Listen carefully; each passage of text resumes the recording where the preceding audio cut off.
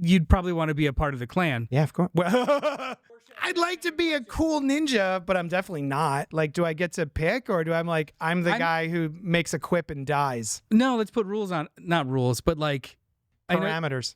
I know you'd probably want to be a part of the clan. Yeah, of course. Well, phrasing. I don't know how to say the name. The Arashikage clan, not the other clan. Let's go ahead and clip that one. Yeah. Foot Clan. They are taking recruits Clan, right now. yeah. Clan with a C. Clan with a C.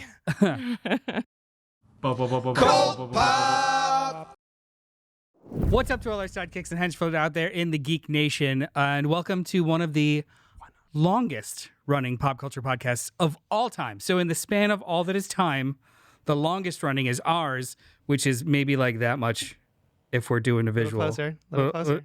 So you know that your fingers can never touch each other?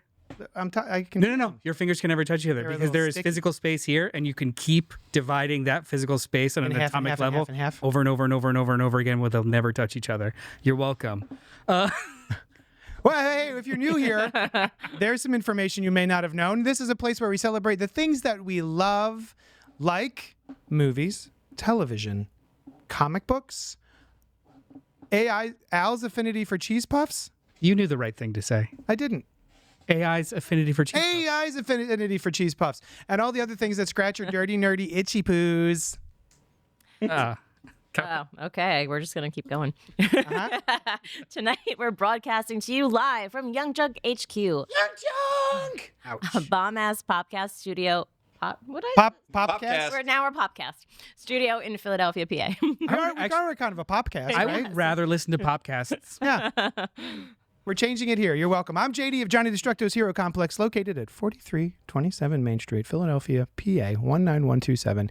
It is a rad-ass comic shop that you know what? It's a rad-ass comic shop / gaming shop that caters to people who like comics and games and fun and friendship. So come buy my stuff and feed my son. Joining me in this adventure we call life is entrepreneur, entertainer, and my favorite person in the whole wide world, Sushan. Cut to her. Did you cut to her, Terry? Cut to her. Always. Close up. Yep. Also with us tonight is Noel Hi. of a physical Wait, space. don't cut to me, though.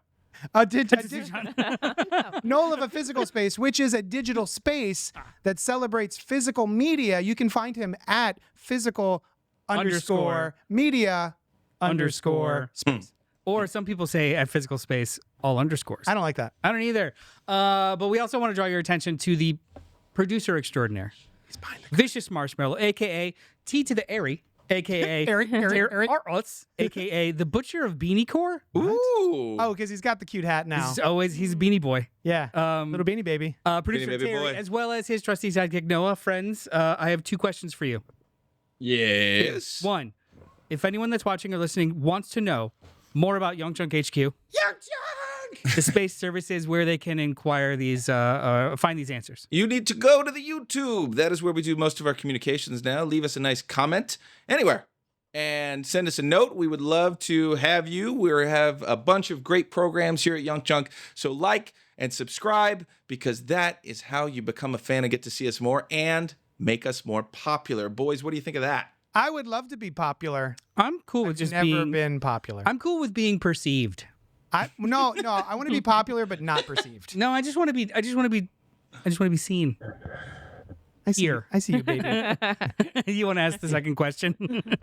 Sure. All right. If you could go back in time to witness something, not change it, what would it be? The death of Whitney Houston. No, I'm kidding. We were just talking about that the other day. We were. Really? Wow. It was. We went to a nice restaurant. We finally went to the restaurant. Oh yeah. How was Yeah. Fiorina? Free. It was awesome. Right? Yeah. They play serves Tetris you? with the tables. It's cute. They're just constantly changing and switching. It's like Inception when on the everything's rolling in on itself, except it's tables. There are so there's a tiny restaurant near us called Fiorino. It's in between your fingertips. Yeah. Is how small it is. It is an old house that they just turned into a restaurant. So Yeah. it's like one little dining room. 3 people work there. Yep. The chef, the old man, and the young boy. Yep. Yeah. Yeah. Yeah. It's true. It's basically the cycle of life. Yeah. Yep. Just works there. I think they're all the same person. Italian. Travel through time. Yeah. What'd you get? All I remember are the desserts. Eggplant rotini, spaghetti with clams, calamari, a tiramisu, and a cannoli. Hot Is damn. it tiramisu? Tiramisu? Tiramisu? That was neither of the options I gave you. All right. Anyway, What about you? what would I go back in answer time the to question. witness? Yeah, what would you go back that's in why time to witness? We were talking Yeah. about her, about Whitney Houston. Because JD was playing a romantic soundtrack. Yeah. So, I was like, let me put on the romance. And Sushan was like, no. Please stop I this. love her, but like for not in that moment for whatever reason. So So Terry never answered the question. Yeah, you Yeah, want to I would. I also would not let Hitler into art school. I would be there to witness him not getting accepted to art school, and I I wouldn't have let a him in. doodle. That's a good troll. Do you know, Terry, do you know that is a scene from a television show called Preacher based on one of my all-time favorite comic books? No, I Yeah. didn't get that far in that show. For some reason, I fell off that show early. Because it was bad. Yeah. It just wasn't the comic. Yeah. I think It tried so hard. I think the lead props. didn't have it. But yeah, there's the scene where he's in a diner or, in a restaurant, not a diner, the old German diner. Oh, come enjoy a wonderful sausage as the diner.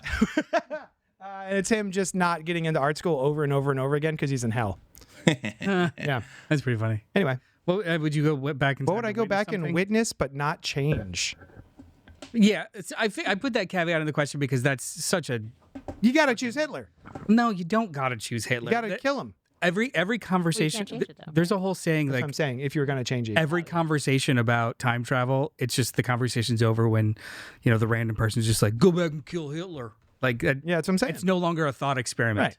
It's just like a, What would I how do I want virtue the not hardest? change? Like, what do you want just this experience that you weren't alive for? Can I witness the Big Bang? Like, am I outside of time and space? If that's the, Like, those are am the I words you wanna just put on it. existing there I mean, and I just can just witness watch? it. Sure. Yeah.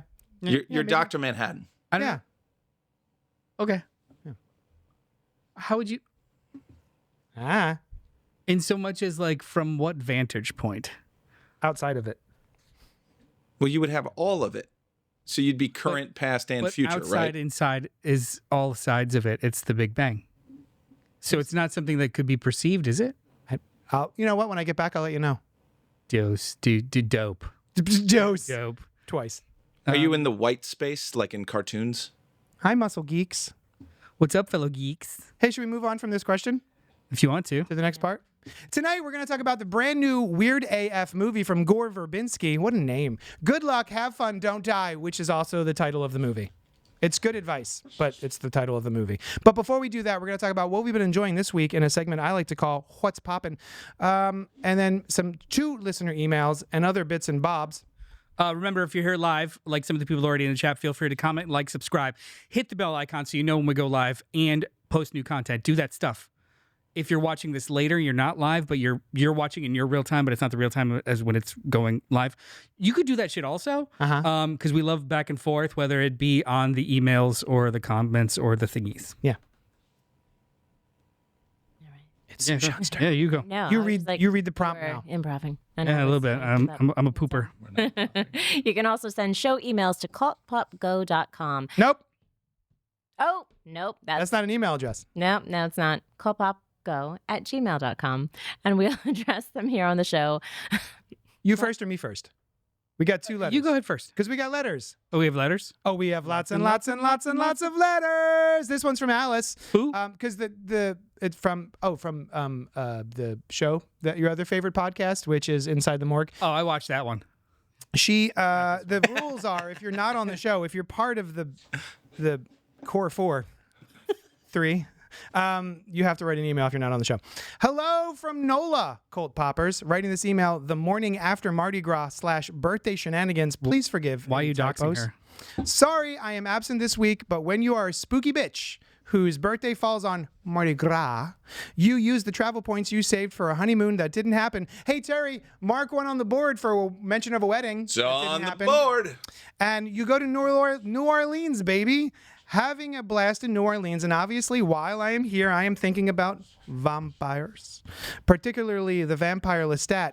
In anticipation of the upcoming Vampire Lestat show, AMC Networks and Lakeshore Records released a single on Friday the 13th by the world's first immortal rock star, the one and only Lestat de Lioncourt, titled Longface.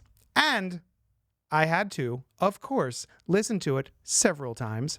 I have mentioned before my love of the Interview with the Vampire series, as well as loving immersive fan experiences, so I thought it was really fun that the show released a single not by Sam Reed, the actor, but by Lestat himself. Now, I have a question for you, my dear cult poppers. What do you all think of this kind of marketing? Do you find it fun and immersive for fans, or a cheesy marketing ploy?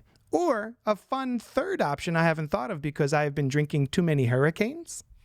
Sorry again for missing this week. Please accept. I accidentally pressed a button. Please accept these pictures of me inside a coffin at a vampire boutique as an apology. Throw them up on the board.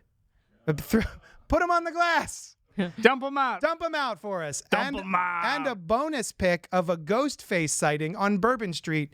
Love you, nerds, and see you soon. Alice. So the question was, do you like that kind of marketing? May I go first? Sure. I love that kind of marketing. Not only do I like that kind of marketing for things that are coming out, but I also like in-universe swag. I could have a Stranger Things t-shirt that says Stranger Things on it.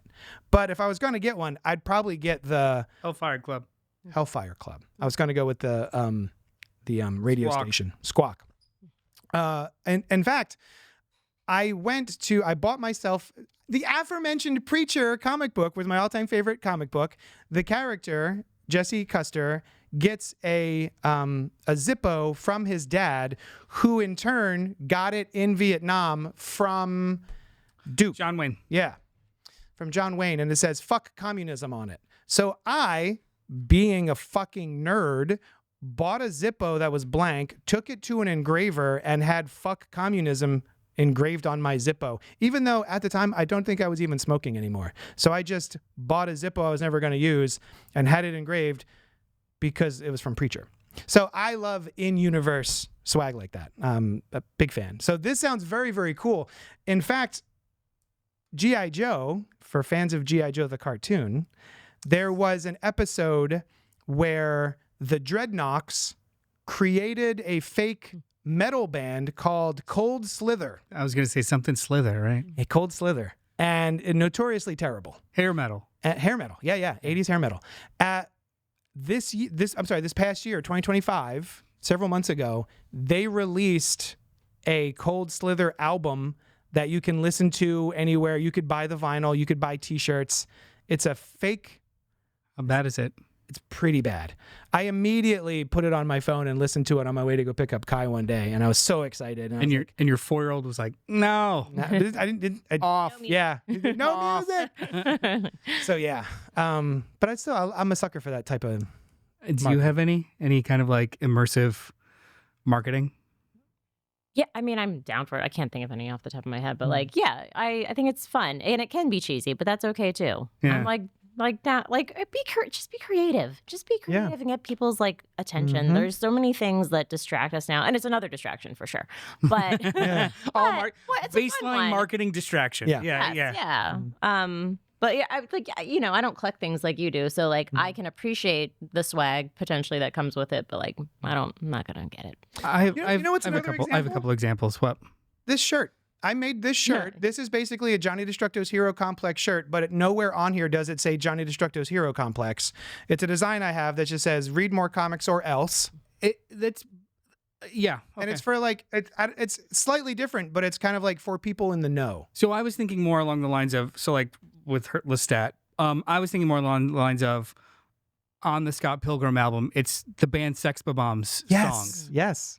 That's not, I could just hear those songs and see the band as Sex Bomb Yeah. and have no understanding of where that comes from at all. Mm-hmm. Like there's no actual connection. Same with like Fever Dog, Almost Famous. I haven't. The band in Almost Famous, Fever all Dog? those actors, they actually learned how to play, and they did like an EP with like 4 songs, and that's that's all their names. And That's pretty cool. Like, not the actors' names, stuff like that. Yeah, Like, I like that stuff. but I don't know if I would count It was Beck, by the way, merch. Yeah, I know. from Scott. I don't know if I would count merch because I have I remember I have this because I found it in my basement. The angel marionette puppet from Yes! Smile Time. Yes. But I don't think that's Buffy not and Angel. immersive. That's just merch. Yeah, that is merch.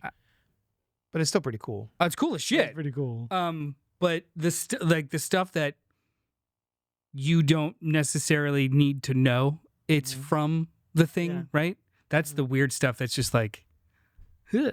Or like I'm sure they have like freaking what installations. Mhm. Like advertising installations, like you're at an event and stuff. It's just like, hey, here's a new soda, and you find out later on the soda is actually like a part of a movie marketing that's not connected. Like those kinds of things are interesting. Mhm. I don't know if they work. They're just kind of like good stories or like I bought a can hashtag of Duff. Johns. Yeah. Well, It's not. It's like from What's- within the universe, right? It was guess so. just like a stupid soft drink, I think, but it was like Duff from The Simpsons. It's supposed to be beer, but it wasn't. Yeah, I like all that sort of stuff. Anyway, I love thanks, that stuff. thanks for the email, Alice. Hope you're having fun in the Marigua. Second email comes from Christopher St. Saucy. Good night. I'll keep this one simple. Spoiler, it's not very simple. There's a lot of franchises. For instance, if you were a mutant in the TMNT world, what animal would you mutate into? Sushan first. Oh, jeez. Yeah, these are quick rapid fire. A red panda. Red panda? Dope. I was gonna go with not a red panda, but it's a the long slinky stinky things. They look like a red panda, but they're long slinky stinky things. Possum? Lemur? Almost. A raccoon? No, A trash panda? people have them as pets, but they have their Sugar glider? Oh, a gland- ferret? Ferret. Oh, a ferret. Okay. Ferret. What would be your specialty in G.I. Joe? JD. Oh, my specialty. Yeah, like basically your code name and then what you do with it. Is it something I can have, or is it something I would have? Sure. I mean, I would like. I to feel be like this is like a Rorschach I'd test like kind to of a be question. a cool ninja, but I'm definitely not. Like, do I get to pick, or do I'm the guy who makes a quip and dies? No, let's put rules on, not rules, but like Parameters. I know you'd probably want to be a part of the clan. Yeah, of course. Well, I don't know how to say the name. the Arashikage clan, be more specific not the here. other clan. Let's go ahead and clip that one. Yeah. Foot Clan. They are taking recruits Clan- right now. yeah. They Clan don't with a want- C. Clan with a C. Arashikage. How do you spell that? How many Ks? Arashikage? How many Ks? Anyway, Arashikage. Arashikage clan. Arashikage. Arashikage. Arashikage clan. I already have the tattoo. That's what I'm saying. No, wait. Nope. So what I'm saying is G.I. Joe specific. What roadblock or the Jeep guy or clutch, like what would your thing be? Ninja. That's not a thing. Wait, I'm sorry. Road guy is? Well, roadblock Roadblock. is a big dude that does a thing. You're just saying ninja. I want to be one of the ninjas. I want Like to be one of the ninjas. specialty name, like code name. Oh, code Yeah, name. yeah. Oh. Create a character for me, my guy. I see. Like Yeah. Beachhead or Yeah. I see. Because even the ninjas have yeah. snake eyes. Wrecking ball. Okay. Because I have one testicle. Or- Bing. And then your special move It's kick in the nuts. It's a kick him in the nuts. Do you have a G.I. Joe? Not specific. I could make one up. I Make mean, one like, up, Yeah, yeah. I would maybe like a spiderweb as the name, and like a character that has like really fast knot tying abilities that can just look at always this has one. rope and just can like either like propel themselves places or like And all your Capture weapons are like people. net based and shit. yeah, or like threaded like special threaded clothing that you can just like kind of So unravel. she understands the assignment. She Yeah. does. Like it. We know where And this that is just going. unlocked a new kink. We know where this is going. If you were a vehicle or item, which transformer? Oh, I would be a Mini Cooper S. Okay. Love those things. You got a name? I would love to have one, but I'm poor. It would be Cooper Coop. Coop. Hanging with Mr. Coop. Yeah. I think I would be an El Camino. Nice. And my name is Kruk. Why Kruk? Car truck. Oh, it's a car truck. Kruk. Nice. You got one? I like my Scion. It's so like nobody cares. You Be a can Scion. be like a ninja transformer in a Scion. I was gonna, a nondescript scion means that you're part of like the group that does recon and Yeah, spy missions Nice. under the radar. Transformers question. Yeah, Is there a boat or submarine? there's got to be. Yeah, the submarine also becomes a shuttle, I believe. Because you can't be one thing. He was one of the. It was a different wave of Transformers that had multiple transforming abilities, and I believe one was a train or a submarine.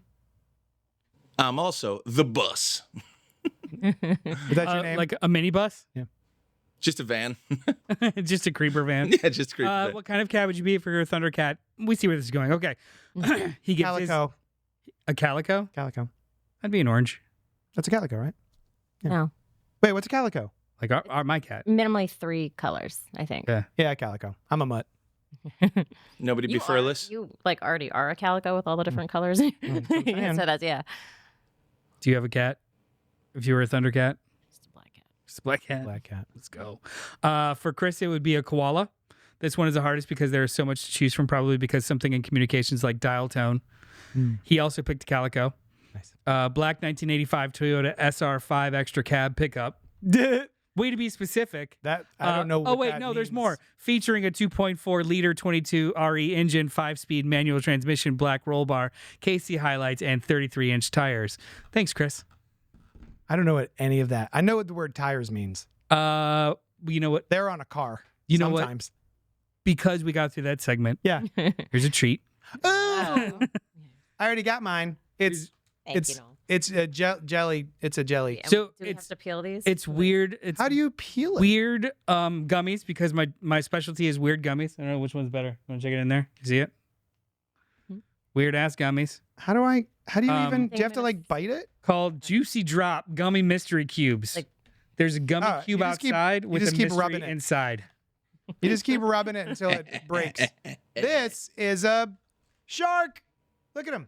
He's a little shark. I have a red How? thing. Juicy. Oh, it's a turtle. It's a turtle. Oh, that's cute. I have a red turtle too. Me too. Now can I eat the candy coating? I just did. Oh, that's way You know what's- chewier. Good on mouth noises. On mic. Clip it. My baby. Not clipping this. This is not getting clipped. This is No. called mouth stuff. No good on mouth. No. That's a good name for a podcast. Mouth stuff. ASMR. Good mouth on mouth. stuff. Get some dentists. Good I mouth saw. stuff. Oh, the inside's like wet. Sam C3PO said, "Did you buy those at Wawa?" Question mark. Give me another I one. don't know. No, I They're think not great. I think I bought them at Target Yeah. when I was. So my wife was out of town last. My wife, give me a check. And my wife. My wife was out of town last week, so I went to Target and bought a lot of unhealthy snacks. Nice. So I was just like, "Hey, which chips do you want?" It's a Yes. hippopotamus. You're so cute. There are people that just like go crazy with desserts, and I'm not that person. But give me a salty snack, and I'll eat 30 of them. So like, Tell you what I just got. What? Honey Jalapeno. jalapeno what hers? kettle chips. Kettle- They're good. Sound pretty good. Um, The honey sriracha. do they sound good? And keep going with that. Oh, and then Pink jumped in the chat. First encounter between us and Neanderthals, the Battle of Thermopylae, the eruption of Vesuvius from a distant ship on the sea. Thank you for being clear about that. That was her choice for which transformer she would be. Yes. Yeah. Mount Vesuvius, one of the big ones. Yeah. I want to be an attack helicopter named Chopper. Get to the chopper. Your That's a good robot one. form has to have like a flat top commando style. Oh yeah, for or sure. Dutch style. Sorry. Did you buy those at Wawa? That's a me. That's a my wife. My Hey. wife. Pow. Hey, that's a my wife. Hey. Let's get on to the portion of the show that I lovingly call My wife. My Wife. What's poppin'? Wherein I ask my friends and lovers and wives what was poppin' for them this week. I'm going to start with my friend and lover and wife, Sushan. What was poppin' for you this week? Well, often the same thing. It's always the same thing. But shrinking. Shrinking. Season 3. Yep. Yeah. We heard your thoughts about it last week. What did you think of the new season Well, so far? hold on. For the people who are new here, it's starring Jason Segel, Jessica Williams, Brett Goldstein, and Harrison Ford. And it's on the television. Apple TV. Apple TV. Yeah. That's what I said. I really enjoy it. It's a very snappy season this season. But like, I just love good, complicated relationships acted well. The writing's really great. It's like, it's just like every episode seems fast. Like This season specifically, doesn't it? It definitely. First felt step was I always like- want more. so. First step was a little over an hour, but everything else has been like 30 minutes, 35 minutes. Yeah, it's been snappy. Yeah, but they're full. They're full at the same time though. But I have that feeling about it because I will always want more story, and I'm like, I know that someday it will come to an end. And I'll be sad. It's no surprise that it's the same creative team as Ted Lasso, because it felt the same way, where it was efficient storytelling. It didn't overstay its welcome. It was like full. There was no wasted space. Yeah. It was just like meat on the bone. And Are you watching season 3? Yeah. Oh, great. We're up to date. Oh, awesome. Yeah. One of the things that we were talking to each other Didn't about. see last night's. What? Oh no, We haven't seen it yet either. us neither. Was just the jokes per minute on this season. They've really stepped up the comedy a bit. Yes. I think we've gotten through a lot of the gravitas, like the big traumatic moments so far. And now we're just vibing, we're having fun as characters. It feels like. Yeah. Would you say? Yeah. Absolutely. Noel's thinking. No, I agree. It's a wonderful show. Yeah, Like I no notes. No notes. It's a really, really wonderful show. My mom has been watching it. She has Parkinson's, and we're both kind of like learning. It's good representation. Mm-hmm. It's very good representation, and it's just a wonderful show. I'm delighted anytime Harrison Ford's on screen. Yes. Yeah. Like, I'm just happy he's there, you know? It does feel like, and I don't think this is a spoiler, it feels like he's backing away. Like, Well, the character is backing away from his career, right? But it feels, I just wonder what they're going to be doing with him. Is he sticking around? Like, I don't know. I'm sure he is. Yeah. I hope so. Okay. He's half the charm of the whole show. Well, I mean, how about this? I trust this creative team because of all the other things that they've done before, that if there is a plan to no longer have him as part of the main narrative, that's fine. Yeah. Keep going. They clearly they have never done anything unintentionally. Yeah. In their previous shows and this one so far. So if that includes removing a character that I think is vital, Yeah. I'm just not ready for Tell me where him you're to going. go. I just love him. I love him too, but he's not really leaving. He's not really real. What? Yeah. Oh. Yeah. It's true. But I have the T-shirt of the guy's food truck from Within Universe. That would be I made that up. marketing. Yeah, that's That marketing. would be marketing. Anyway, watch Shrinking on Apple Plus. It's awesome. It's really, really good. It's one of the best shows. Yeah, out even there. if you're not up to date, just start it. Yeah. It's a wonderful show. Get on it. It's very bingeable. Hey, Noel, what was popping for you this week? So I love Godzilla. I've heard of him. Yeah. Yeah. I do really enjoy Godzilla. He's the monkey, And then he fights the dinosaur which is a shark. named Kong. Yeah. Yeah. Which is kind of anachronistic, right? Because it's a What's that word Kong. mean? Tell the camera. No. Oh. So in I tried to get Noel to yes and he no. I mean, Hard that's- no. that was a yes no funny though. It was pretty. Yeah. Yeah. The- Monarch. Monarch Legacy of Monsters. It is a show that came out on Apple TV Plus in 2023. It takes place in universe of the Godzilla movies. Does that have a name? The Monsterverse. Monsterverse.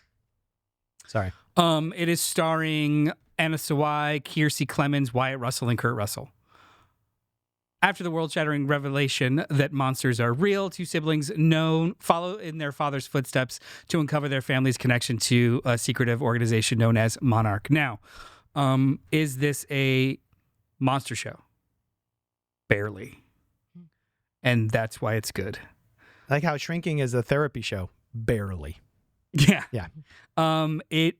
So I watched one episode back in 2023. Same. I was like, oh, this is interesting. Yeah. Didn't touch it since. Same. Sam and I decided to start it, got past the second episode, and in the last 3 days, I've watched 6 of them, or 8 of them. Oh. It's very, very good. It is. It takes place after the events in the first Godzilla movie in 2013. The show takes place in 2015, 2 years after that original G-Day in San Francisco. and it shows you the creation of Monarch in 1955 at the same time as it's showing you these two siblings who didn't know each other existed, trying to find their father who was a part of Monarch in present day, which is actually 10 years ago. Wyatt Russell and Kurt Russell play the same character. That's cool. Father and son. Love it. 70 years separated, which has been brought up on the show a couple of times. Like, wouldn't that make you like 90? And they're like, things are weird. Yeah. It's literally part of the plot that he shouldn't be still alive. But it's incredibly fascinating. The way that they keep moving back and forth. It's got like Indiana Jones vibes. It's got espionage vibes. It's got like old war movie vibes and big monster movie vibes. The way that they treat Godzilla, like one of the main characters is a school teacher who was in San Francisco and lost her class. Oh. She has severe PTSD Oh my God. and is then searching like as a part of this like search and like has moment like Godzilla. Oh, they're missing or they're all dead? Well, you get to see them all. They didn't make it. Okay. How old? I mean, it was various ages. She was a school bus. Oh, it was a school bus. I'm sorry. It was filled with her class. Yeah. I don't remember what grade it was. Okay. More than 10, under 15 Oh, gosh. age. Yeah. Some made it out, some didn't. I mean, if they're teenagers, they probably had it coming. But if they're like smaller, I mean, I'm sad about it. Well, I mean, they're tweens, so maybe some of them deserved it. Some of them probably. Yeah. You want to split that hair? Yeah.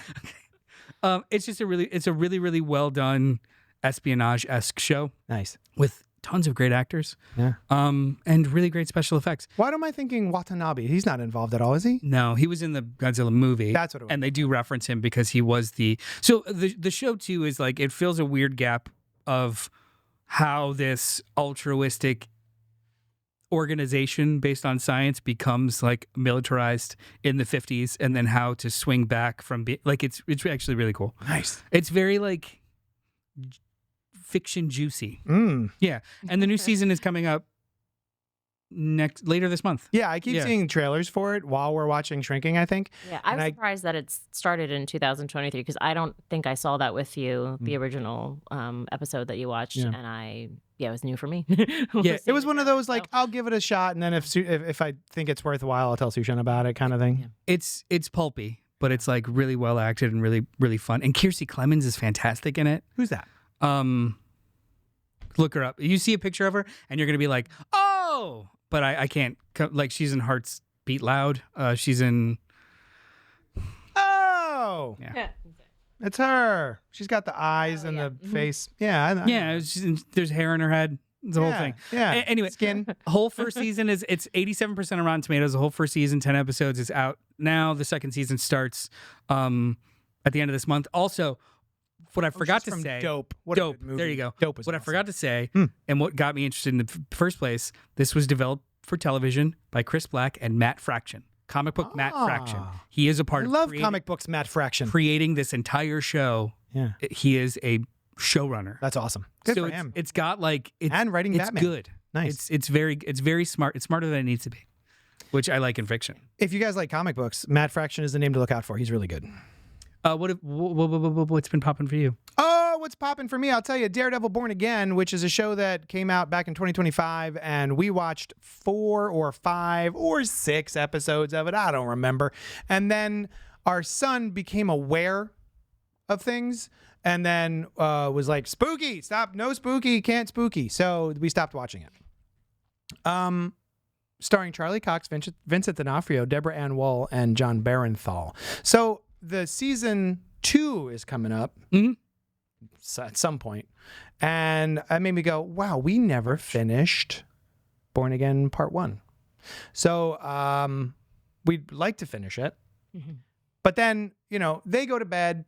I've got ADHD. I'm a night owl. I just wait up. And what?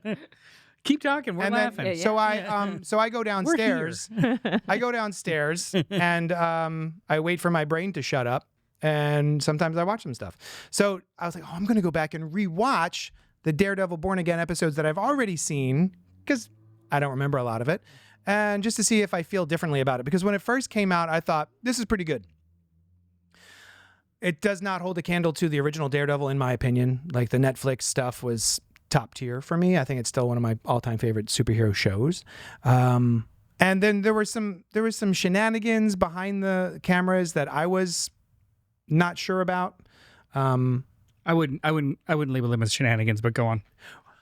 Nobody was cheated out of anything. There were no shenanigans. Oh, I guess I mean There was no like gossip. wrestled away. Gossip. Oh. There's some stuff. There was some stuff. From what I understand, there was a show, Daredevil Born Again, was going to be unrelated to the to the Netflix stuff, is what I had heard.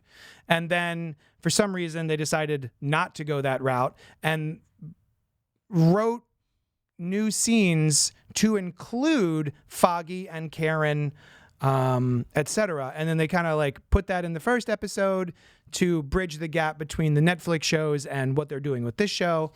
Spoiler alert, something happens to Foggy. Karen goes off to California, and then they're not there for the rest of the season, as far as I'm aware. And I was just... that to me sounds like shenanigans. It's like, oh, we had a plan, but then we decided someone interfered and said, let's not do that plan. Let's do this other plan. The someone interfered part is not... That's not a thing? That's not a thing. There's shenanigans is machinations were involved with changing what the original intent was against the will of others in order to create something. No, that's not what happened? No. Okay. No. As far as I know, that's not what happened. Okay. Because I remember hearing about it back in where they were like, oh, there's like 5 episodes before he even puts on the suit, and the suits weren't happy with that, so they made them go back and reshoot a bunch of stuff. So I don't know. It's all hearsay. Anyway, all that is to say, show's really good. I really like Born Again. I'm really enjoying rewatching it. Mm-hmm. It is a slower vibe, I think, than the original, but I'm really just like hunkered down and enjoying it. I remember it feeling more like a legal drama than like necessarily like a superhero. Yeah. Yeah. What did you go ahead? What did you think? Oh, I did you ever finish it? It's very good. Of course, yeah. Oh, okay. It's very good. But it's not the same show. No. But I think that's a format issue. And I think we talked about this too, and we originally talked about it. Like, I don't compare it. I can't compare it to the Netflix show. The Netflix show was designed explicitly to be binged, dropped at once, so it doesn't really have episode endings. It is a long thing. This was designed explicitly to be capped 3-act little episodes, which makes it feel procedural and episodic. So, like, all the characters are the same, but comparing them one-to-one just feels like really off. Like they don't exist in the same space. It's the difference between I'm reading a comic book about Daredevil, but this is a prose novel about Daredevil. Yeah. They share the same characters, but these are 2 completely different mediums almost, like 2 formats. So my brain got around it that way. Like the Netflix stuff, it exists and it's great and they bring stuff over, but other than that, this just feels like a completely different thing. Yeah. Okay. And I'm enjoying it took me a couple episodes to kind of like be okay with that. Yeah. Because episodes end with like needle drops that are weird. Right? Yeah. And there's like, you know, the original show was much more like atmospheric, and this one's just like walking slowly and staring up into a building and then fade to black. Like it just, they have these like very television trope things. Yeah. So it's like, I have to be okay with that. It's fine. Yeah. Plus, you know, a whole new supporting cast and all that sort of stuff. Yeah. And I read a bunch of like postmortems about it that like a year later that weren't just the internet freaking out. And it was, they filmed about 4 episodes worth of stuff. Feige and others saw it and were like, this doesn't feel right. They brought in new writers. Gotcha. And then they crafted a different show. It wasn't hey, this guy's not doing a very good job. Let's just see about, like, shenanigans to me implies like there were unwilling participants that were shut out, as opposed to let's stop, let's assess. Right. This isn't necessarily working as we thought it would. Like a creative process. Yeah. And then they brought in a new showrunner who was something else, and we went from there. See, all the things you just said, shenanigans to me. So, yeah. But that's okay. Right, it's fine. Interesting tidbits of how the sausage was made. All right. I have a negative connotation of shenanigans. Gotcha. More like creative processes are fucking weird. You know? That's not what an anachronism is. Yeah, I looked it up. Anachronism. It's a future thing in a past place or vice versa. Taylor's the wrong wife's name. Oh, typed the wrong way. There we go. There we go. All right. Hey, should we go on to the main review of the show that we're here to discuss this evening? Let's do it. Let's do it. It's Good Luck, Have Fun, Don't Die. Came out in 2026. That's the now times. We are going to have a little conversation about the movie, and we're going to give our overall opinions. But then, at some point, we will let you know when the point is upon you that we will get into spoilers. So for now, sit back, relax, have some popcorn, have a juicy drop gummy mystery cube if you want, and then we'll tell you when it's spoiler time. So Good Luck, Have Fun, Don't Die, 2026, written by Matthew Robinson, directed by Gore Verbinski, starring Sam Rockwell, Haley Lou Richardson, Juno Temple, Zazie Beetz, and Michael Pena. It's just so good. Oh, it feels so good to say Pena. Claiming to be from the future, a man takes hostages at a Los Angeles diner to recruit unlikely heroes to help him save the world. Rotten Tomatoes has it at a 83%. audience score of 86. with a Metacritic score of C7. Uno, dos, tres, 67. cinco, seis, siete. Yeah, that's right. Let me check your Mexican. Take them off. Let me check your Mexican. Inappropriate. Yeah. See, he's That's all right. he's Mexican. Now, barely I know half. it's Spanish, but he himself is. Anyway, so what did were you looking forward to this? Let me start by saying I had no idea this movie existed until maybe a month ago when we saw a trailer. I don't even own a gun, let alone enough. Multiple guns to facilitate a gun rack. That's right. So I saw a trailer for this movie and I went, Sam Rockwell, this looks like a perfect Sam Rockwell bit. This is very cool. I want to see this. And that's all I had going in. I read I want to say like a year ago, I read an article about it. Oh. Because it was at like some festivals. Okay. And it sounded cool. And I think they shared like one picture of him in his suit. Okay. His weird suit. So it's just like, hey, the new Gore Verbinski movie. I was like, Very wet. Gore Verbinski hasn't done shit in a while. Yeah. That's really crazy and a weird premise. Cool. And then didn't think about it for a while. Yep. And then saw a preview. I was like, oh shit, that's that movie. That's that. So it was like very low key simmer, not following it. Just it kind of popped out of nowhere. Yeah. Did you have any, were you like, ooh. How? Okay. Yeah. What do you feel about Sam Rockwell? Because to me, that man is a genius. I love that guy. And I He wish is he a got genius, more but work. he's not in everything, and he's not like everything he's in is not good. No. Yeah. But everything he is in, He's good. I think he is good in it. Oh yeah. Yeah. And he picks interesting projects. He will always be my Zaphod Beeblebrox. That's right. Nice. Were you looking forward to this? How do you feel about Sam Rockwell? Oh, I'm always a fan. Yeah? Yeah. She's always down for some Rockwell. Yeah. Yeah. Well, and also like, I mean, he's more of a character actor, and that's like a different casting. So, but he like chooses really well. I mean, Yeah. like you said, maybe not sometimes the whole movie is not, Yeah. but like that he is all in for his character. Yeah. Whatever he's Never because of doing. him. Yeah. Right. Exactly. Ever. Yeah. I mean, I only saw the one trailer, Yeah. and I thought it looked really cool, and I was like, definitely wanted to see it. Yeah. So, yeah. Yeah. The conversation usually goes, hey, honey, I have to watch this film, enter film here for the podcast this upcoming week. Are you interested in seeing that in the theater? If not, I'll just make other plans. And this was one of the ones you were just like, oh, yeah, Same with my wife. that. I was like, hey, we have to do the thing. She's like, what are you watching? I was like, well, it's gonna be, yep, put it on there. It's gonna be Good Luck, Have Fun, Don't Die. She's like, is that movie that's all weird? I was like, yeah, because we saw a trailer. Yeah. I was like, yeah. That's She's all like, weird. I want to see that. Yeah. I was like, all right. Which is funny because this does not look like a movie. I would not think that this looks like a movie that has broader appeal to what we would be interested in. So I'm tickled that the wives. The why? Yeah. This Does that one count? I don't know. This does feel hyper specific. Yeah. Like even the advertising for it seemed so hyper specific that it's just like, I don't know if other people want to see this. That's what I'm saying. Yeah. Well, So, I mean, you got enough from the trailer. Like, this is either time travel or sci-fi, which is the same thing. You know, like a category. I mean, right? sci-fi's real, but go on. Yeah. Well, yeah. Or no, time travel's real. Go on. Yeah. And either way, we win. Yeah. That's fine. It's true. I do like a time travel. So what did you think of Good Luck, Have Fun, Don't Die? Sushan? I loved it. Did you? I loved it. Nice. Yeah, Nice. Yeah, I wasn't. And again, as we're watching the movie, I know I am tickled. I am delighted. I'm having a good time. And I go, I don't know how she's going to respond. There's always so what'd you think? And I don't always know what the answer is going to be. But yeah. What was your theater like? Paint the picture for me. So one of the smallest theaters and two other couples besides us. Yeah. That's it? That's it. Yeah. We saw it in Cherry Hill. Smaller auditorium, but about 30 people in there with us. Nice. Oh, wow. It was full. It was- Oh, see that? But was it a good vibe? There are Is it- parts in this movie. Everyone was incredibly respectful because honestly, I don't think there were passerbys that were like, "Yo, we'll go see that movie," and then be on their phone. Everyone that was there Locked in for intended to Rockwell. watch this movie because there's like the title is not inviting, the poster is not inviting, Yeah. so like it's not a.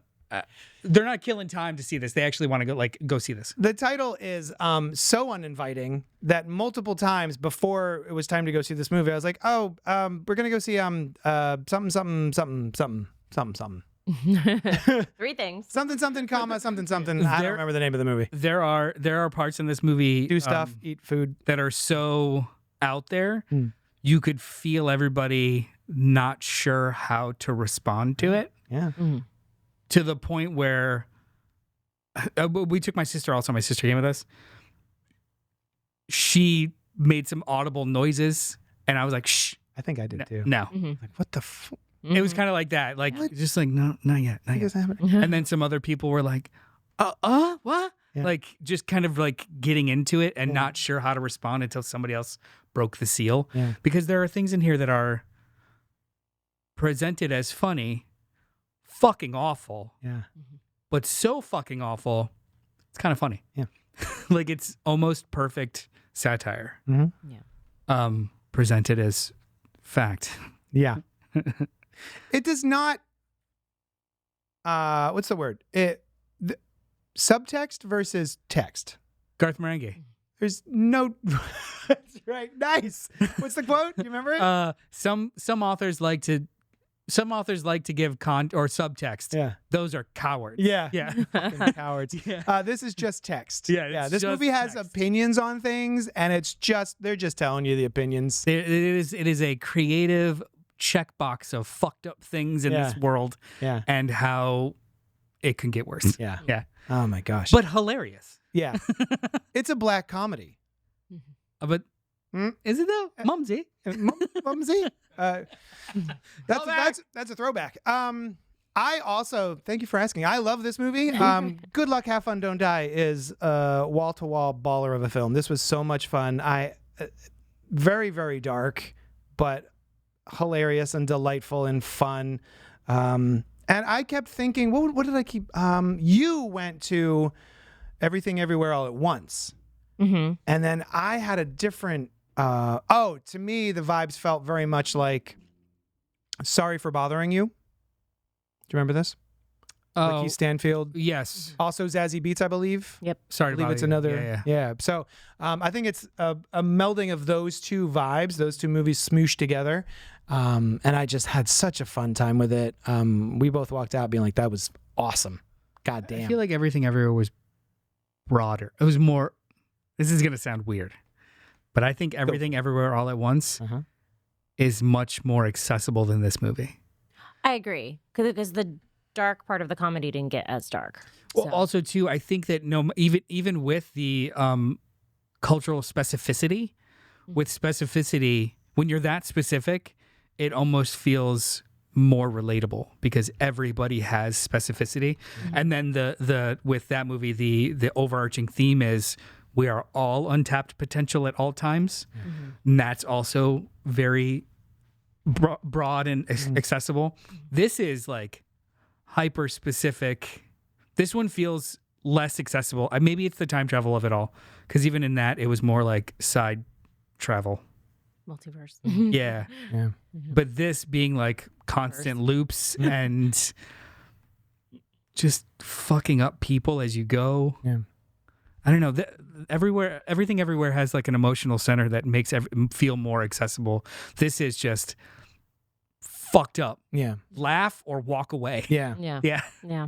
You know, I like, would not be it surprised. doesn't invite you in like that Yeah. movie does. Well, but for me, I think it was part of like the world, the world building aspect of it more. Like it was like all the way what it was. So, yeah. you know. Including putting stuff in your butt. Plus some of I have to the watch that again. there's a little bit of Manatee's with Post-its, which is I'm taking multiple references and pushing them together. But like, you know what I'm saying? It's we're throwing darts at Post-its on a wall. It's like rock universe. We're going to have a scene in a rock universe where we're just going to do subtitles. And there are scenes like that, akin to that, in Good Luck, Have Fun, Don't Die, I think. Where they're just like... the third act. Cat. Absolutely. Yeah. The third act. Without spoilers. But that at least was informed by the characters and context of the movie as opposed to with Everything Everywhere All at Once. It was just like... more random. Rando. Yeah. I want to explain manatees and Post-its. Please, oh, great. Because... we're old, and even though that feels like a recent reference, no, it's not. Yeah, it's like 20 years old. Do you know what he's referring to? Okay, so there's a South Park bit about how esoteric and weird Family Guy is, and they find out that the writer's room of Family Guy is manatees pushing beach balls with random words on them out of the water, and that's the script, or that's the plot of the episode of Family Guy. So it's just like, we need a noun. Like, there's one. Yeah, manatee. Like, the manatee is a bowling ball, a ball with a word on it or something. I thought that was funny. Yeah, thanks. You got it. I'm glad. Family Guy sucks. You did it. So, anything else? I recommend this movie to everybody. I think, unless maybe you have certain traumas about school. I'd say if you have trauma regarding school violence, maybe don't see this movie. Other than that, everyone go see this movie. Or I think there's some other gray area. It's just like that's the biggest one for me. Where I'm like, I could understand someone really not enjoying their take on that. Yeah, that's all. Okay. I'm thinking their take on that. It's the world's take on that. Yeah. Yeah. Oh no, I think it's an awesome hair to split, right? Because this movie is that specific. Yeah. Like, I wouldn't say it. Almost, I don't know if it's the perspective of the artist so much as peeling away the artifice of how it actually feels. Yeah. You know, so like I wouldn't even call it like gore or. Did we get any thoughts and prayers? I'm surprised. I don't think there was any thoughts and prayers on that. That would have been something really fun to add. Anyway, so Sam, to back me up, gasp and loud laughter at very disturbing parts. It's like the air kind of was let out in the theater for a couple of bits, especially during some of that. This to me feels like a great theater experience if you've got a theater full of people. We didn't really have that. It was more quiet. And I left being like, I'm so disappointed that more people. Like, it felt like it. Well, we were talking about the marketing of it. Yeah. Like, we didn't really. We saw one trailer. Yeah. It was that's all we had. It was in 1,500. I looked it up. It was number 7 this weekend. Yeah. It made about $3 million on a $20 million budget, I think. Which is solid if it has legs. It'll make its money back. It'll break even. I mean, with the people watching this show, I mean, if everyone who watches this show goes and sees that movie, now those numbers, like if you look at like that box office stuff, though, like those numbers, if you just look at the end number, it's like, oh, it made only $3 million, but it was in 1,500 theaters, which is half the amount of theaters that like Zootopia still is in, and it was something like 16 or 17,000 per theater, which is like higher than some of the number 1 and number 2. So like it's doing well by word of mouth and like in small houses, but it's just not. It's not in 3,000 auditoriums. It didn't have commercials on the Super Bowl. Like it's just, this is a weird movie to put out there. Just that it got a theatrical release alone is wild. Yeah. I'm so glad it did though, because I had a really, really good time. I think all of us here wholeheartedly recommend it. Yeah, I would highly recommend this movie. Great. If anything, this movie is almost like a Rorschach test to kind of what kind of viewer you are. Are you? I'm gonna. Are you gonna buy it when it comes out? Yeah. This is like an owner, right? We got to get. I think so. Yeah. So that's our overall thoughts on Good Luck, Have Fun, Don't Die, and now we're gonna get into spoilers. While I would love everyone to stay.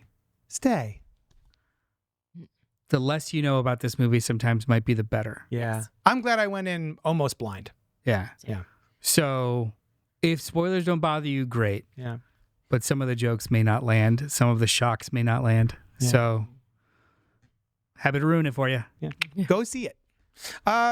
all right. So the question that Sushan and I have, the conversation. Yeah, good. Leaving? Terry's leaving. So Terry's he doesn't leaving get 'cause he doesn't spoiled. want to That's how you do it. No, you're right, dude. Love you. you. Bye.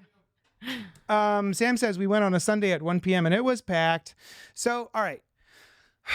The thing that bothered me about this movie, and it's only because of the way that I like to feel after a movie, is that Sushan revealed to me something that was quite obvious, but I didn't get there. I went, okay, so they fail. Spoiler alert, they fail. And then everything resets. He comes back to the diner. I have a new plan, blah, blah, blah. To me, I go, great. It's a time travel movie. He's got a new plan. Here we go. This is the one that may or may not do it, but at least they leave you with a modicum of positivity, and that way didn't work. This MacGuffin was bullshit. I've got a new idea, and that sounds valid. Great. I walk out feeling a little pep in my step. What a great movie. Ha, ha, ha. Then I go on the drive home. So how did the AI have control over like everything? Like even in the beginning of the movie when we're introduced to Sam Rockwell and he picks his group of folks and then they're trying to escape from the diner, the people coming after them are basically Matrix agents, right? Like they just shoot everybody. It's not like, hey, that guy has a bomb and he's got hostages. Let's not murder the hostages. Anybody who leaves that diner, all get murdered by the police. Uh-huh. And then later on, it's, there's something that's always there to stop us, blah, blah, blah. This time it's cat made of cats with fucking hooves. And I go, how did the AI have control over like reality? And Sushan goes, Oh, it's not. They're in the game. at no point. And so I'm like, wait a minute, hold on. Shut up, woman. Are you kidding me? The whole movie, at no point do we see reality. No. The whole movie is inside the Matrix because the AI is controlling everything and sending. I didn't read it that way at all. Neither did I until she said it, and because I was like, why is there a giant cat eating people? Well, because the same technology that he has, they have. So every time he changes something new, every time he fails, they know how he's going to fail, and they will toss whatever at him. How? How does he travel in time? He doesn't. Or he does, and so can they, Sure. and we'll throw things. Well, I mean, it's Like the how same do- loop. So No, my thing was it tells us in the movie like when the kid AI or the kid tech kid, the bald kid, is giving like about how much AI wants to wants you to have this like goal and ideal that you're going for, not telling it to him directly, but it is for him, but he needs the challenge. He needs to know his mother. And he needs to overcome whatever he needs to overcome and be told that she's proud of him. yeah, I guess that works. Yeah. I mean, but no, His name is AI Boy, by the way. The AI Boy. The AI Boy, yeah. So yeah, to me that like put a soured my my positivity, my positive ending of like, oh, here we go, it's another time travel loop, and maybe this will be the one that does it. But it's like, oh no, none of that exists. It's only Matrix all the time. I don't agree with that. Okay. Because I don't think it's wrong. I how just they don't would agree with make Okay. giant cat made of cats with hooves. You know what I mean? Like, Well, I mean, there's a shit ton of things like that in there. In so much as they don't explain the technology whatsoever, you just accept it as you go. And then they went out of their way to explain why the people were shooting at them and who know what at what point. mm-hmm. And then also, if that's the case, some of the satire is no longer satire for me. Mm-hmm. It's just manipulation. So the idea that all the cops always keep shooting people is satire. But if they're just agents of the Matrix, it's not satire. It's just manipulation by an AI. Well, it could be both until you discover like later. Sure. I feel like. I guess so. Yeah. Because like to me, they weren't the ordinary world in this wasn't like especially like the cops and stuff, and the cops and the mercenaries were, they weren't drones like the teenagers were. The teenagers were straight up zombies. Yeah. The cops are just inept, trigger happy at all points. And the Best Buy guys were just, paid money to go find them. Mm-hmm. The cat stuff, that was something that they put into existence, not unlike the Stay Puft Marshmallow. I like that analogy, though. Yeah.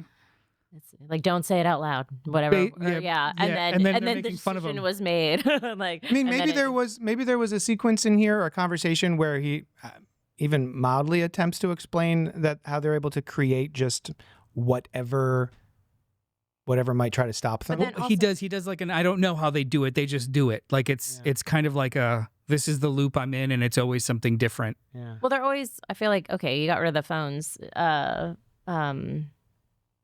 What's her name? Zazie Beetz. No. Haley The other- Lou. Haley, Ingrid? Ingrid, yes. Ingrid. Who's wonderful, by the way. Yes. I'm sorry. I'm wondering to myself where I know her from, and I can never. Hilda. No. Oh, Juno no, that's Temple. Juno Temple. Juno Temple's awesome, too. Haley. I'm sorry, Ingrid's the mom. Yeah. No. So, no, Juno. Susan. Juno Temple. Yeah. From Because she has the device on her that could be is essentially listening and giving answers to her of where to go when. That's the one. That's like the one plot point I'm not exactly sure about. In so much as I kept thinking, I was 100% sure that it was nefarious. I right? thought It was so like too, the AI. but I It's still like, don't know oh, if it was he's- nefarious or not. The way Oh. if everyone's AI, Shit, you're right. if it's all AI, Because they fail. Mhm. I'm just coming to that now. Of if it is all a simulation, I struggle to wonder why, because he is a glitch in this. Why do they even need to have him be? And then I don't know. I thought Because that it's a game at the same time. Like, it's what just end part of for the him? they never show you. All right, so we have the whole sequence between Ingrid and her boyfriend. Yeah. The hippies, right? They don't want to know she's allergic to blah, blah, blah. And he doesn't want anything to do with it either. But at a certain point, he becomes addicted to the video game, which they never show you. Yeah. He just explains it's not quite a game, blah, blah, blah. So to me, in my head, the way I compare that is that's what we're watching. The thing we're watching is the game that he can't quite explain in his thing. Okay. So, yeah. I just don't know how they would create all of these different things as AI, That's my big sticking point is like there's a giant CG monster and also all the wires and everything are all, I don't know. I don't reject it. I just, the movie loses it for me. right? See, If it was just him Mhm. and he has all these collections of things and it's like a linear story, I'd be more inclined. But we have 20-minute vignettes of like separate side characters and their motivations as a part of his party, which breaks the idea. Because then I would like Occam's razor. Then I would have to think that it's 6 or 7 different simulations rolling on top of each other to give them all what they need in order to get to a. Or if we just go with the Matrix route, they're all plugged in and they're all part of the story. And there's a reset. There's a reset, like a video game reset, and they all get reset. If you want to go super simple. And I would be disappointed if they came out and said like that's what it is. Yeah. I think I would be disappointed because this works for me as a to the wall satire about how insane these real things are or can get. Yeah. Right? Because like the stuff with the school shootings. Yeah. I don't want that to be a simulation. I want that to be how That world works. parody it could be and how callous we can get. Yeah. I don't want that to be how a machine interprets our inability to disconnect. I want that to be a satire. Has already Yeah. interpreted that. Yeah. to me, it works more as like an elongated, not more. To me, it works better to me as an elongated yes and sketch by like Kurt Vonnegut. Okay. Yeah. I am not, it doesn't make me personally sad if it, like, I think we have different feelings about like all the, like in my love of science and possibilities and probabilities, it doesn't make me sad to be like, this right now could be a simulation. And so because I start from that place, I don't feel like they're defeated necessarily. Like I think you derive defeat if they're not in a reality. It is because they at no point do they know they're in a reality, right? So if at some point he was like, oh my God, now we have a way to get out of this, then, you know, you always talk about... I agree with that. I agree with that. You always talk about how the camera is God and what they're showing us, blah, blah, blah. Yeah. And so my comeback to her saying that they're all in a simulation is like, at no point do they show us that other than there's a giant CG cat made of cats with hooves. But like the end of the movie... There's a revelation for the man from the future is his name in the cast, Sam Rockwell's character, that, oh my God, okay, the MacGuffin that I had was bullshit. Here's the real thing, blah, blah, blah. So that's the movie telling us now there's a positive ending. But it's only when I go back and look at all the different things that I go, oh, maybe she's right. Maybe it is all just the Matrix top to bottom, all the way down. Well, there was part of it too where like he announces when they're the building where they are, where the homeless guy with the machete ends up being. Yeah, the rooftop. Like he's going to check upstairs for a minute. He leaves them for a minute, and right before that, he says the movie title. Oh yeah, right. And then good you luck, find have fun, out don't die. Later with Ingrid's storyline, that like when her boyfriend says that to her, and she's like, "What are you talking about?" Yeah. He's, oh, that's just something we say in the game. Yeah, that's true. So that's what that was the first point at which I thought. I'm like, oh, which I didn't even clock. It could just be common parlance that he's familiar with now because of the game. No, I would like to rewatch it. I would love to rewatch this movie. I would not be upset about it being. I'm not upset if we found out that we are on a simulation. I actually don't give a shit. Oh, I don't give a shit because it's all personal. Like it's all just your experience. Right. It's all just so if that was like revealed as the thing, I wouldn't be upset feeling like the characters don't win. I don't think that, like, that's not it. It was, to me, it's more the way that the movie is presented, the way the narrative is presented and the characters we follow, how it's done, I feel would be like a cheat of the journey we went on if it was all a giant machination of the machine for this one character, because we followed like 4 or 5 of them to kind of converge together for this thing. I don't need it to be a happy ending. Yeah. That whole thing with like, oh, you're the cure. I'm like, and they're going to do it 30 more times. Like, like I actually didn't think that was a happy ending so much as like the struggle is the ending, not the magic bullet. Like we just keep going because that's what we do. Yes. Yeah. So I guess that's hopeful. Yeah. Your wife. The sentient AI, which has learned to travel backward in time, manipulates reality, including cloning and blending creatures as part of its efforts to secure its own existence. Oh, that's from an article in Polygon? Yeah. Okay. Cool. All right. Well, there we go. But it does work, though. It does, yeah. I guess it's just like, I would prefer it to just be this is their ordinary world. Look how fucked up their ordinary world is with these machines more ingrained. More...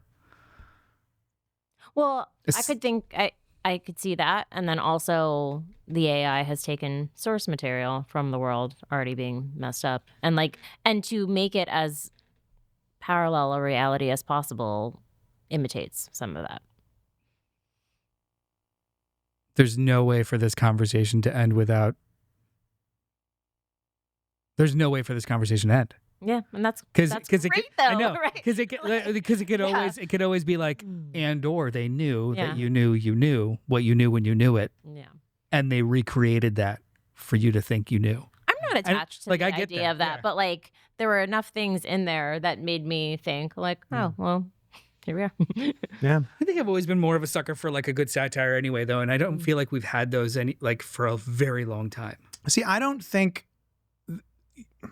To your point, to your opinion, that it somehow lessens the commentary.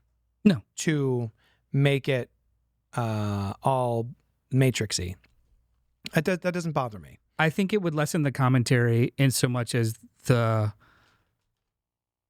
character's experience, but it wouldn't lessen the commentary as script, as text on screen. Okay.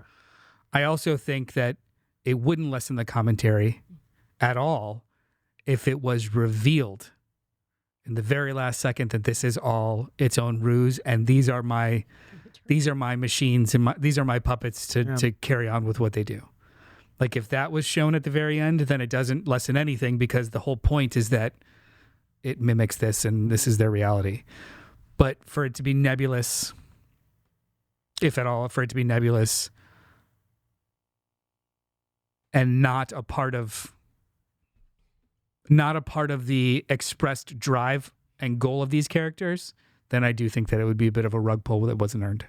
Do you know what I mean? Does that make sense? I was so attached to these characters and them not even surviving, but just getting through, that if it was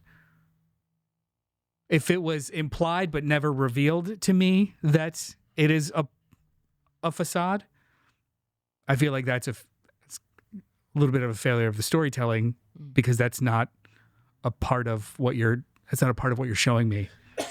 Part of what I do like about when Sushan brought that up, despite my initial disappointment and hesitance, is we have so many conversations about what's the phrase? Media literacy. And everybody, especially recently with Matt Damon and the Netflix conversation about them requesting movie writers to screenwriters to have constantly talking about what they're doing multiple times, and let's rearrange our action sequences so that there's one in the first 5 minutes because people are second watching, they're second screening things.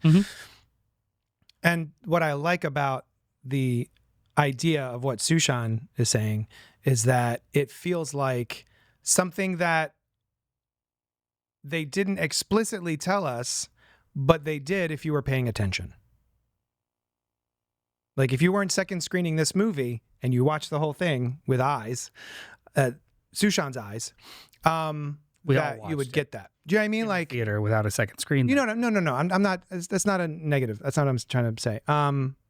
But that was what I liked about it. It was like, oh, they could do that, and because as I'm talking through it with her in the car, I go, well, the movie doesn't show you that it is a Matrix, right? But it does if you think that it does, right? Because in my brain, there's no way to make a giant cat made of cats with hooves. So that could be the movie telling us, well, this doesn't exist in real life. How would this even happen, even if AI existed to this extent? How would it create this living, breathing thing that would eat people, right? So that's, as I'm walking through it in the conversation in the car, I go, oh, shit. I guess maybe it was telling us that it's not, because where would that thing even come from? You know what I mean? Like that sort of thing. I think it was telling us it's not in the very last 2 minutes. So, no, hang on. That's not what I meant.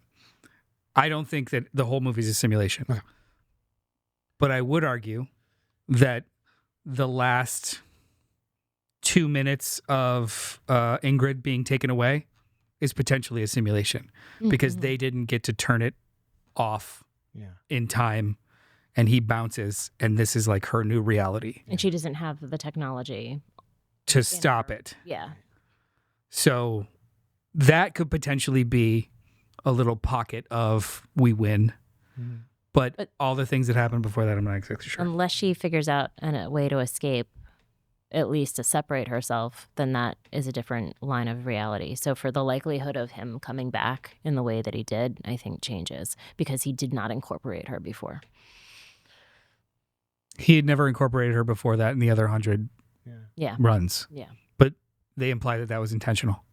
He knew. Oh, yeah, they said it. That's what I'm saying, though. But like the minute in the timeline that he does decide to incorporate her, the idea is he didn't do that whole time, and he keeps being able to come back. Her stream, her now new timeline might change the timeline and he might not be able to come back.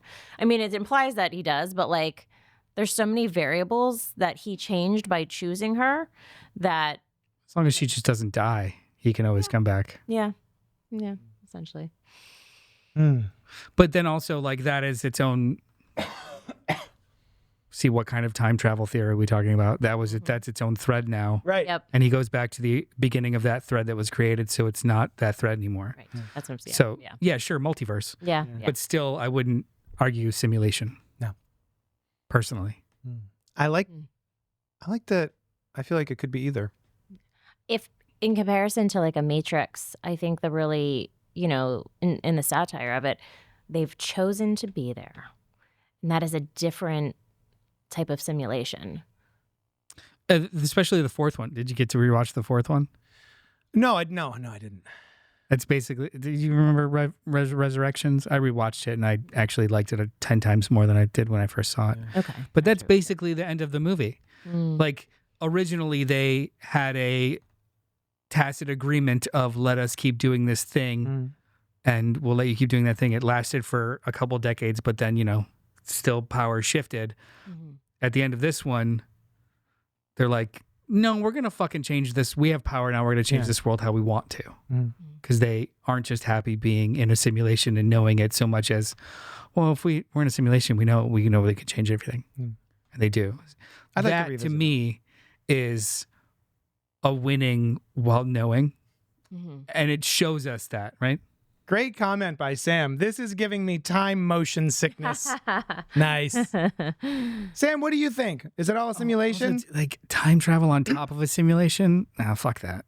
Give me one Well, it's not, high though. concept Well, at a that- time. I feel like it's not time travel then. It's just restarting a game. It's respawning. Right? Well, I mean, on the outside of the outside of the outside, for the characters in the movie, it's time travel. Oh, yeah. In the game, it's time travel. So time travel has a high level concept on top of, haha, it's all a simulation. Going back to the camera is God and the screenwriter is God. Just the camera, actually. That's the camera? Just, Yeah, for real. The screenwriter is just concept and dialogue. The director still is God and can choose to just show this while something else is happening over there because they are dictating that that's what you should see. Right. So like almost more so than the screenwriter. Doesn't it bother you that they don't explain how cat? No. You're just like, it's a weird weird reality. I mean, AI can make They cat. do contextually explain that when he talks that in the house when he has the whole spiel about they're able to do these things at this moment and I'm never getting past here. They explain how crazy it can get, and then they in dialogue introduce it. At this point, I'm also buying time travel. He's done multiple times, and other and drone zombie clone children, and like so. But see, that's explained. The fact that all of those kids have the barcode and all of those like that follows a thread. That is they were killed by gun violence at school. Their parents chose to have them cloned. That because they are all of the children in the school because gun violence is so multiple times. Thank you. Multiple. Yeah. Oh my God. The whole sequence where they're talking about they decided to make their daughter really tall and just like because it happens so many times. we want to make her really funny. I like get what they're going for. I just like it was awful. It was incredibly awful. uncomfortable. But I mean that there's a thread. There's a sci-fi thread. There's like if you're watching Black Mirror, there's a to B to C to D of how the triangle phone controls the zombie kids. It loses me at cat. Okay, that's all. I thought and that's why funny that she went. I'm gonna pose with his giant monster. I'm like, is that where we're at? Okay, kind of. Yeah, no, I know. No, I know. It didn't lose me at cat. It didn't lose me at cat because it was introduced in dialogue, and so was cloning, and so was the absurdity of the obstacles they throw. It didn't lose me there, and nor did I think it was a simulation. Also, it's picked from the things that they said a scene or two earlier, right? That could have been That's why because if he's how would AI hear that? Well, to make it, I don't know if he's chosen Susan before, but like chances are I would imagine there's always some. I mean, if that is that prevalent, like that, like they're going to choose a different character who lost a child and probably went through a similar process, or them knowing he failed. Mm-hmm. They are aware of everything he did to get to fail. Mm-hmm. That's why there are constant new things, or he keeps trying things, and the only reason why they were even able to get out of the diner is because now it's a new thing with her. Yeah. And now when he does it again, they will know that seller was there and they can't do it again. Yeah. So him failing, them saying that shit and failing Cat hooves. gives the ability to like, well, we're going to clone a fucking weird goddamn thing and throw it over here and Okay. yay. All right. That's just as plausible. Yeah. I don't know. And they did make that clone really fast comparatively, so they I'm could, saying. like throwing. Yeah. That sound was the rehydrator pizza machine from Back to the Future 2 with the Pizza Hut. This is making me think I know of your sounds. Sucker Punch. Oh no! Stop. The idea of if it's a simulator or if it's a simulation makes me dislike the movie. Because that means that they went through all this effort to create this atmosphere, this thing, this entire narrative, and then they decided to keep one key piece of context out of it for you to kind of intuit, which works for a lot of things, but with a movie this hyper specific with all these kinds of crazy things in it, feels like a weird cheat. Not unlike Sucker Punch, where we have all of these weird dreamlike things inside of a dream, inside of a dream, inside of a dream, and then it ends with just the go get 'em, kid, with a character that is only seen inside of someone else's dream, inside of a dream. And then they're telling you afterwards in think pieces of like, but didn't you get it? Like, no, because you didn't make sense when we were like going through it. And it makes me feel like it makes me not upset, more so, come on, when something so poignant is a story on top of the story they're telling you, as opposed to tell me the story. It's like a hat on a hat. It's like an 85% thing way there, which almost aggravates me more than it just didn't work. Yeah. It doesn't bother me because I think like subtext, they're reminding people like to keep feeling, to keep paying attention, and not just to give in to like the world as it is, right? No matter what, even if it is a simulation, those are the important parts of humanity, and like keeping those human qualities and to keep trying and to, so that for me is like Perseverance of the human what spirit. made me like it so much. It doesn't matter either way to me, honestly. Like, because that's just because like the character stories and their connections and their willingness to fight together are the more important part of the story to me. I think that's what makes the story work. Yes. Yeah. And I guess the only difference is I feel that if what they went through was just a machination, then it makes their struggle a little less poignant for me. I think that's why I was a little disappointed when But- yeah, it doesn't but- like it's like, oh, it's just Also just there's no getting just out the of this. context of the movie, like the presentation of the movie, how Gore Verbinski kind of tells this story with no subtlety. Yeah. It makes it. It's like then that means the machine has that perspective of no subtlety and of like high concept weirdness. And I don't know if I will ever I don't know if I'll ever feel not weird about accepting a machine has that perspective, because they would be the eye of God in this scenario if it is all their machination, So like if it is all a simulation, then that means that the AI is the director, the one that's showing us this story. I also think because like it's so flawed for humanity that like if an AI were to interpret us, we would be very flawed. Yeah. So Hey Noah. Yes. Can we go ahead and get Gore Verbinski on the line, please?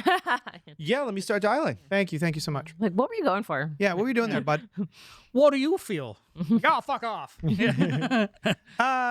And- is awesome. This movie's fucking awesome. It's so good. I I love love this talking. conversation Yeah, that we I had, love right? talking, The yeah. fact that we can have this conversation. Awesome. I wasn't saying that you weren't watching the movie. I was just trying to explain. I think that I don't think that point applies to this movie. Okay. That's actually, you know what, the whole stuff with all that stuff about Matt Damon, that's not a new story. Oh, I know. That's a 50-year-old story. Oh. Right. There are script doctors and stuff who would talk about how you can't have 10 pages without a fight scene. You can't have 6 pages without another action sequence. Man, there Like are- they would math it out. Yeah, books upon books about the formula Yeah. of screenplay So- writing to get it sold. So now it's just one extra layer of, just in case Say it somebody again. pauses it, you have to also in dialogue say where you're at every 15 minutes.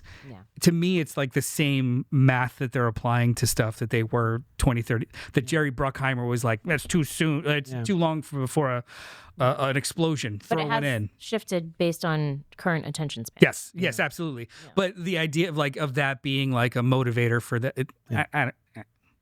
I don't think that they would hide more in a movie to make you more pay attention. Just like, this is not a movie where we're not going to pay attention, where you have to pay attention. Right. I wasn't saying that it was purposeful. But I don't think the two things were connected. I was connecting those two things in my brain: the second screening conversation and just the fact that this I movie misunderstood may you. or may not have had something that was specifically said to the audience. That's all. Yeah. All right. But I do love the conversation. Mhm. This is a great Yeah, movie, no, and I can't wait to watch it again. I misunderstood as so much as the movie intentionally doesn't tell you because it wants you to pay more attention. And it's like, I don't think that that's the case at all. No. More so, we're I was- getting dumber because movies are telling us a little bit too much. Yeah. Mhm. Yeah. That's why it was one of those things when she said that, I was like, oh, the movie did tell us. The movie did tell us that it was in a simulation because Cat. Hang on, though. The last thing I will say, though, sometimes that's awesome. When the movie tells you over and over again what they're doing.